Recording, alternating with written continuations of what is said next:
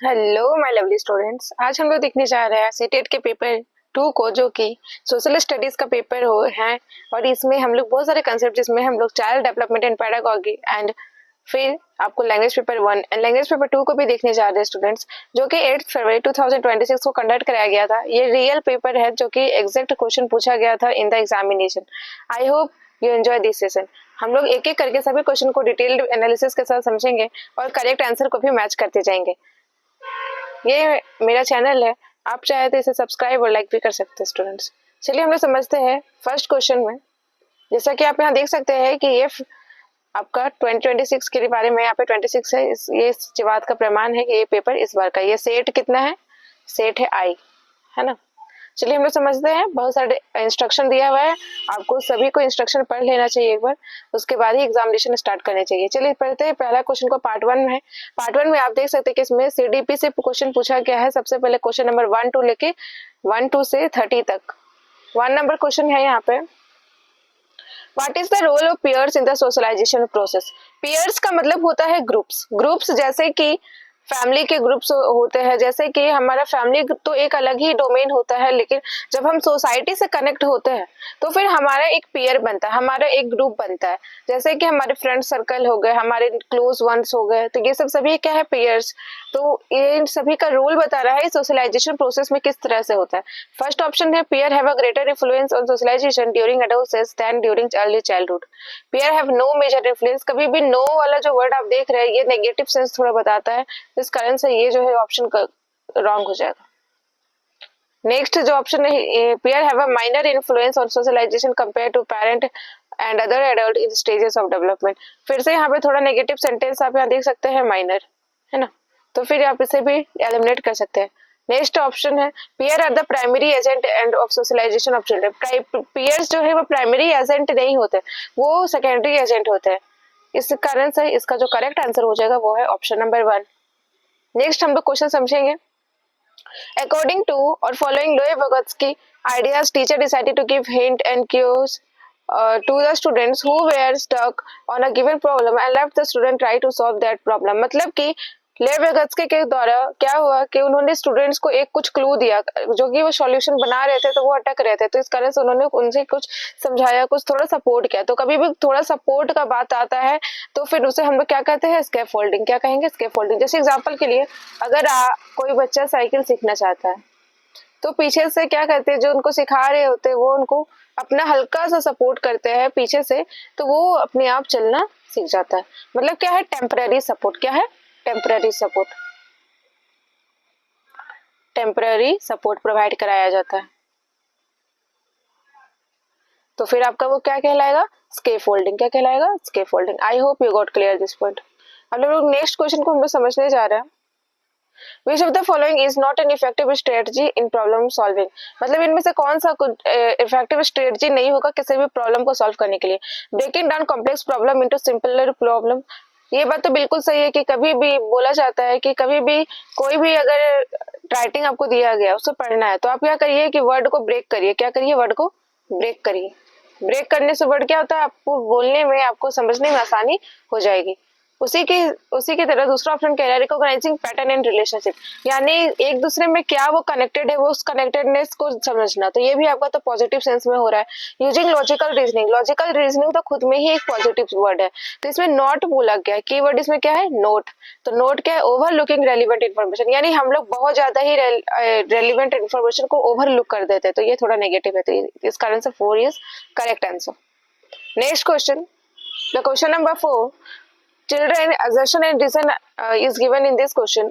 You have to choose the correct answer in this following answer. Correct answer has been provided from the both, and both are true and both are false in category. We have to choose on this. Let's discuss the first assertion, that is children who were struggling with dyslexia have trouble in phonological processing that make it hard to decode word।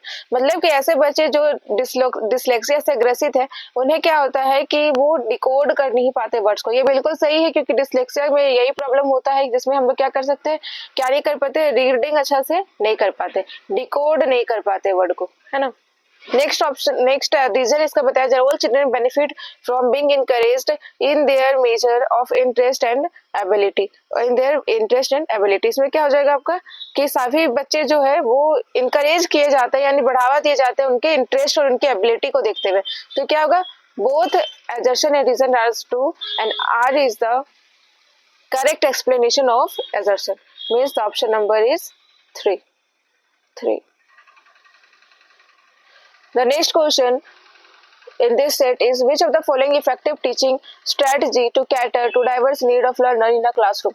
मतलब कि इनमें से कौन सी सबसे अच्छी strategy होगी जिससे हम लोग diverse need of the learner का एज्यूम कर पाएंगे इन द क्लासरूम। तो इसमें आपको सबसे अच्छी नीड क्या क्या होगी, चलिए समझते हैं। Differential instruction, standardize curriculum, individual education plan. Option देखते हैं हम लोग क्या क्या है।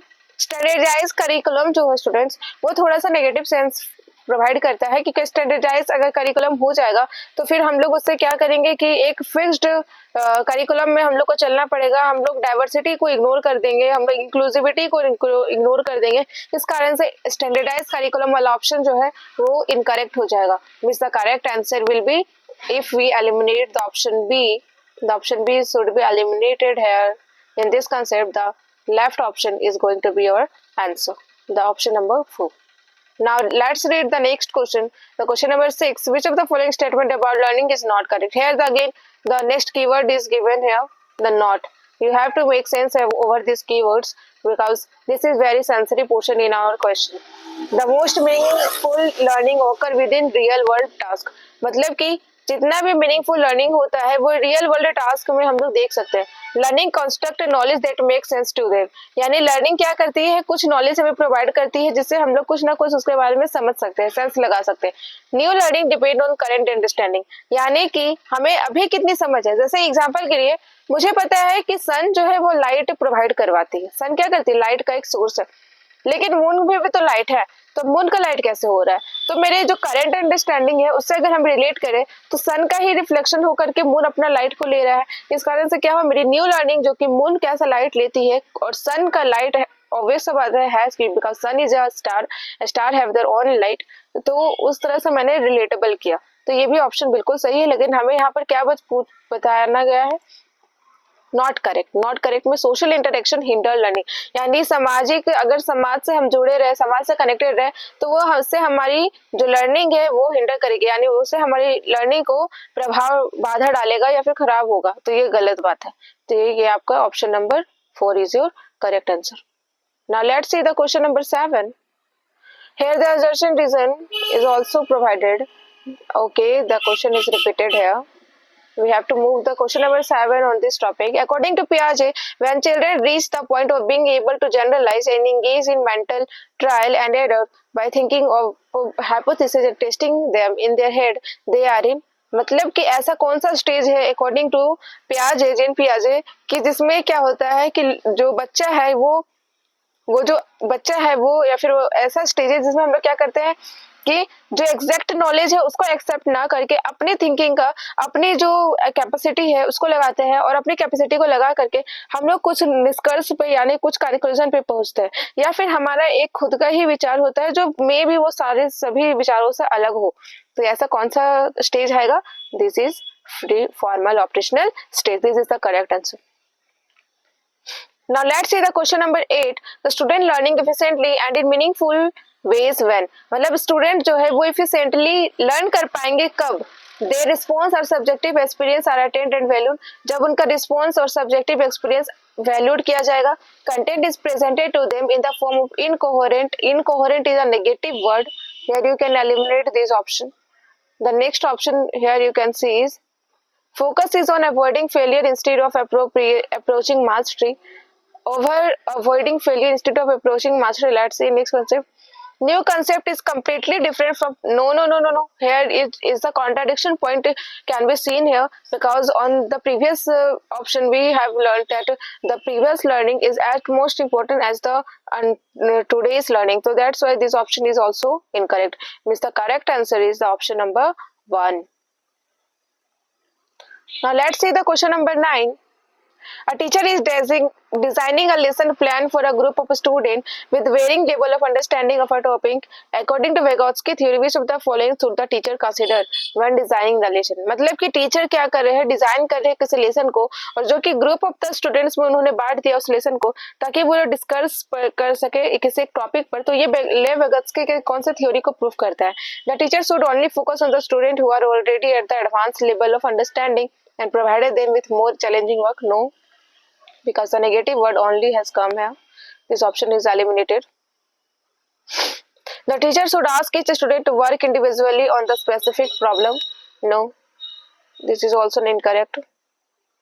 The teacher should provide all students with the same level of challenge. सभी को सेम लेवल ऑफ चैलेंज कैसे दे सकते हैं? बहुत सारे बच्चे क्या होते हैं, गॉड गिफ्टेड होते हैं, तो उन्हें और एक नॉर्मल स्टूडेंट्स में कैसे हम लोग सेम चैलेंज को प्रोवाइड कर सकते हैं? This is again wrong. The last option, the teacher should consider each student current level of understanding and provide appropriate support. This is again the concept that is we have seen earlier, that is the part of a scaffolding way the teacher is going to be provided for our students so that they can able to achieve the goal. The option number 4 is obviously correct. Now let's see the next question. The question number 10, a teacher should create a classroom culture where student motivation to learn is primarily focused to. मतलब कि जब एक जो teacher है वो कैसा classroom create करना चाहिए उसे, जिसमें क्या हो, स्टूडेंट का मोटिवेशन हाई हो और वो प्राइमरली फोकस करे किस पे? Prove their worth to other, अपने से दूसरों को जोड़ने में या फिर अपने से दूसरों को कंपेयर करने में. Avoid same of appearing ignorant, या फिर ये भी आपका नेगेटिव हो जाएगा. कम्पीट विथ ईच अदर में बहुत कुछ आ जाता है, लेकिन understand and appreciate the process of learning is one of the correct and positive sense west tense. The next question, the question number 11, here you can see moving from conservative education towards progressive education required shift from. मतलब जब भी हम लोग conservative education या फिर हम लोग conservative education से प्रोग्रेसिव एजुकेशन की तरफ शिफ्ट करना चाहते हैं तो हमें किन बातों का फॉलो करना चाहिए? कि टीचर सेंटर्ड पेडागोगी हो? नो नो नो, इसमें चाइल्ड सेंटर्ड पेडागोगी होना चाहिए. क्यों? क्योंकि चाइल्ड सेंटर्ड पेडागोगी होगा तभी हम लोग उन चीजों को अच्छा से कर पाएंगे. Formative evolution to diagnostic evolution, maybe it will correct, but let's understand the next option. Integrated curriculum to standard, फिर again standardized curriculum. Here you can see the standardized word, this is also negative. The next option is performance oriented goal. This is the best and suitable option. Here you can see because the performance word is added on this. Performance word कभी भी add किया जाएगा तो वो आपका सही answer में ही आएगा, क्योंकि बच्चे में क्या एक्सपेक्ट किया जाता है कि वो अच्छा परफॉर्म करे. If the child performing well then the teacher is in correct direction to teach someone, and if the child does not following the wellness in the performance, then the teacher should correct their teaching ability. The question number 12, when learning new information, which of the following is a helpful strategy for children to use ensure they understand the content material? मतलब कि जब सीखने से के समय में कोई नई इन्फॉर्मेशन आ जाती है तो क्या स्ट्रेटजी बच्चे को फॉलो करना चाहिए ताकि उसका अंडरस्टैंडिंग जो कंटेंट मटेरियल है वो अच्छे से समझ में आए?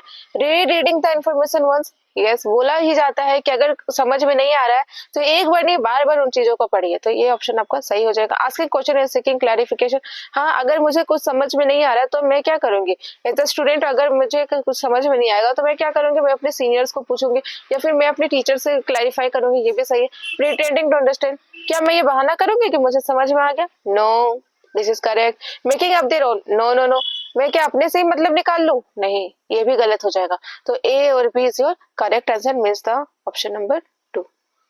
The next is question, here you can see as per constructivist approach the of learning and learning is facilitated when, मतलब कि कंस्ट्रक्टिविस्ट अप्रोच में लर्निंग और लर्निंग जो है देखा जाता है और लर्निंग फैसिलिटेट किया जाता है कब? Task are incoherent and disorderly, मतलब जब टास्क इनकोहेरेंट हो. No, this is negative sentence, this is incorrect. Activities are interactive and collaborative, देखते हैं. Content is disconnected, again negative sentence. Pedagogy is teacher centered, no, here you can see teacher centered मैंने कभी नहीं बोला, मैंने बोला आपको क्या चाइल्ड सेंटर्ड होना चाहिए, है ना. तो इस कारण से क्या होगा? Option number 2 is your correct answer. The question number 14, which of the following does not come under the category of sensory impairment? मतलब इनमें से कौन सा जो है वो sensory impairment में कंपेयर नहीं होता? तो इसमें क्या क्या देखेंगे, देखते हैं. Partial loss of vision, तो इसमें तो आपको सेंसेस इंक्लूड हो जा रही है क्योंकि आंख से रिलेटेड है. Eye is also one of the sense organ. Colour blindness it is also again related with the eye. Hard of hearing, ear भी आपका रिलेटेड है. लेकिन इसमें जो इनकरेक्ट ऑप्शन लग रहा है हमें, या फिर ऑड वन आउट आपने देखा होगा, तो ऑड वन आउट इसमें अगर हम लगाए लॉजिक तो इसमें हमको पता चल रहा है कि ये जो डिस्ग्राफिया वाला ऑप्शन है ये गलत, ये सही आपका हो जाएगा.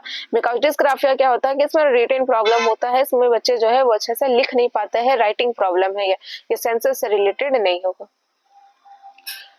Question number 15. According to Jean Piaget, cognitive development is the process of adaptation to the environment by changing one's schema.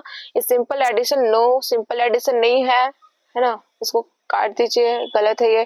Is dependent upon the development of language capability. Language पे तो जीन पियाजे ने ध्यान ही नहीं दिया था. उन्होंने बोला था लैंग्वेज तो ईगोसेंट्रिक स्पीच होता है, ये प्राइवेट स्पीच नहीं होता. ईगोसेंट्रिक स्पीच जिसमें बच्चा जो है वो अपने बारे में सोचता है, ठीक है. लैंग्वेज को जीन पियाजे और कल्चर को उतना इंपॉर्टेंस नहीं देते. Is the process of acquiring ability to use culture. फिर कल्चरल का वर्ड आ गया जो कि ले वेगस्की का है. Then correct answer is the option number 1. Now next is the Question number 16. If physical development of children is delayed, then their social and emotional development gets affected. मतलब physical development अगर children का देरी से होगा तो social emotional development भी उससे affect होगा. बिल्कुल सही. There is development continuity in the course of children development. ये भी आपका बिल्कुल सही है क्योंकि समय के साथ क्या होता है, continuity of the development जो होता है वो natural process होता है in the children. The option number 2, because both A and 2 are true and R is the correct explanation of A. Now next see the question number 17. Characteristics such as lacking reading fluency, reversion of word, tendency toward distraction and typical identify characteristic of. मतलब क्या हो रहा है कि इसमें देखिए word से related यहाँ पर बोला जा रहा है. अब कभी भी रीडिंग वाला जो सेक्शन आएगा, रीडिंग वाले सेक्शन में आप समझ सकते हैं कि कभी भी रीडिंग से रिलेटेड कोई भी वर्ड आएगा तो फिर आप उसे किसे कनेक्ट करिएगा, डिसलेक्सिया से. किसे? डिसलेक्सिया से. Dyslexia is your correct answer. The question number 19. According to Lawrence Kohlberg, around ethics do every young children moral reason revolve. मतलब कि बच्चे की सारी जितना भी very young children मतलब बहुत छोटे बच्चे या फिर आप हिंदी पढ़ सकते हैं कि बहुत छोटे बच्चों की नैतिक तर्क शक्ति किस नैतिकता के इर्द गिर्द घूमती है. इसमें कौन सा बहुत छोटे बच्चा है तो इसमें क्या हो जाएगा, ethics of egocentrism. Ethics of egocentrism क्योंकि वो भी बहुत छोटा है. बड़ा रहता तो इथिक्स ऑफ लॉज हो जाता. The question number 90. Though height and body build are primarily inherited characteristic, good nutrition and exercise also make a difference. बिल्कुल सही है कि हाँ भले हाइट और बॉडी जो है वो इनहेरिटेड होता है लेकिन न्यूट्रिशन जो होता है या इन्वायरमेंट जो होता है वो एक बच्चे के लिए बहुत ज्यादा इंपॉर्टेंट होता है. Heredity environment interact and it affect on the development. या बिल्कुल सही है, यानी option number 2 is your correct answer. Now The question number 22. Commonly used strategy for effective problem solving are. मतलब कि इनमें से कौन सी कॉमन स्ट्रेटजी है जिसको हम लोग प्रॉब्लम्स को सॉल्व करने में यूज करते हैं. ह्यूरिस्टिक और response set, heuristic and algorithm, heuristic and functional fixedness, algorithm and response set. Response set and functional fixedness is the negative word. Where you can eliminate these options. The correct answer is option number 2.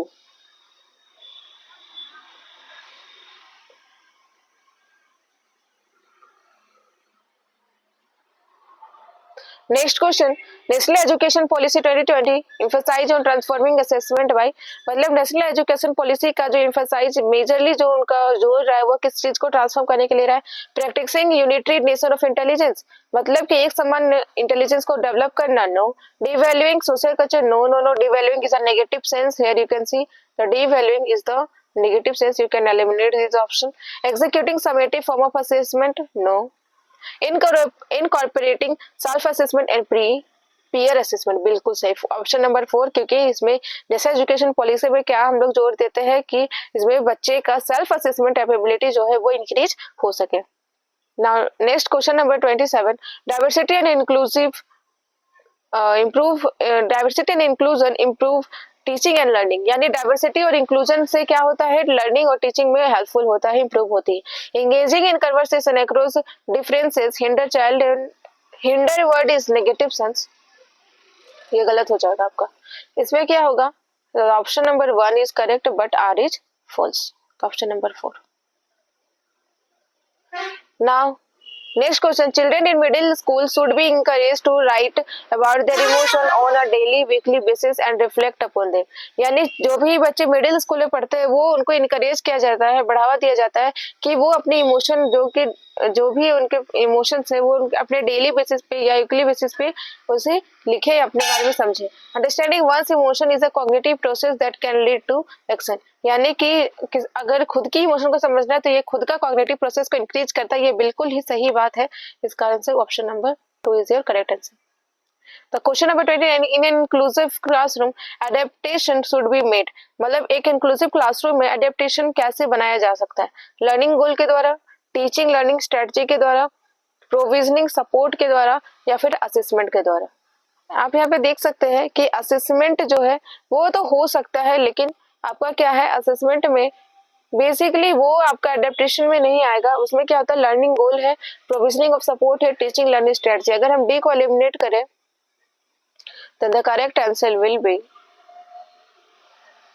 Okay, D is given on the option. Okay, फिर से पढ़ते हैं, in inclusive classroom adaptation should be made, assessment के द्वारा, teaching learning strategy के द्वारा, provisional support के द्वारा, या फिर लर्निंग गोल्स के द्वारा है। The correct answer will B option number 4, B C D is your correct answer. Now the last question, teachers should avoid collaboration, group work and interaction. avoid नहीं करना चाहिए, ये तो नेगेटिव हो गया, ये गलत हो जाएगा। learning is a passive process, learning is a passive process occur most effectively through no, ये भी नेगेटिव है। दोनों आपका ऑप्शन क्या है, फॉल्स। चलिए, आई hope you like this video. Next part में हम लोग सोशल साइंस के सारे क्वेश्चन नंबर 60 से लेकर के 90 तक के क्वेश्चन, सभी क्वेश्चन हम लोग 31 से लेकर के 90 तक के क्वेश्चन को सॉल्व करेंगे, और आने वाले फर्दर वीडियो में लैंग्वेज 1 और लैंग्वेज 2 को भी देखेंगे। अब ये सभी चीजों का I hope you got clear this point. If anyone have any doubt then let me know in the comment section below. Thank you for this watching this content. Thank you.